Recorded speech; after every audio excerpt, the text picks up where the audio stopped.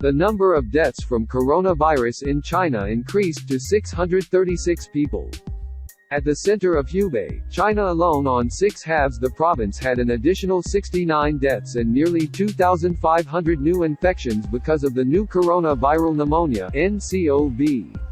South China Postal Service Morning Guide information from the Chinese Medical Committee said, over the last 24 hours, the country had 73 deaths from nCoV, raising the total number of deaths caused by the virus in China to 636 people. In the heart of Hubei, on 6/2, there were 69 deaths. The number of deaths was mainly in Wuhan City, where it was considered a translation. Wuhan City had 64 deaths because of nCoV yesterday.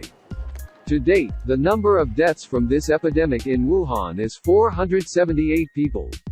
The new number of infections in yesterday over the mainland China was 3,143 ca, of which 2,447 cases at the Hubei Center, raising the number of infectious cases to nearly 31,161 people.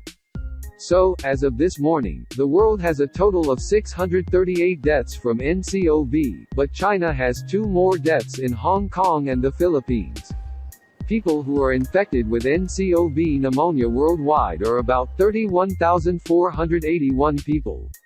Mr. Michael Ryan, the World Health Organization's Medical Emergency Program Director, WHO, yesterday emphasized that new deaths and nCoV infections were reduced, but it was too early to make a prediction of whether nCoV translation had peaked. We remain at the stressful stage of the epidemic. There have been cases of infectious, from person to person, and the number of cases may increase in the coming days. At least now everything is stable. But with 4,000 shifts or nearly 3,700 new infections in a day is not worth it to rejoice. The situation is still disturbing, Straits Times leads Mr. Ryan. WHO also said, the organization is planning to accelerate the research process of new coronavirus strains through a global forum scheduled to take place on 11-12 in Geneva with the participation of public health organizations and leading research specialists.